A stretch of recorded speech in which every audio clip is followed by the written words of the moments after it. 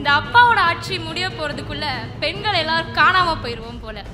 அப்படி ஒரு பாதுகாப்பற்ற சூழல்ல தான் தமிழ்நாட்டு பெண்கள் வாழ்ந்துட்டு இருக்கோம். வெல்வோம் ஒன்றாக, வெல்லும் தமிழ் பெண்கள்னு புரட்சி வசனம் பேசுறாங்கல்ல. இந்த திராவிட மாடல் ஆட்சியில இந்த 4.5 வருஷத்துல பெண்களுக்கு நடந்த கொடுமை எத்தனையோ இருக்கு. கண்ணுக்கு தெரிஞ்ச சில விஷயங்களை பேசுவோமா?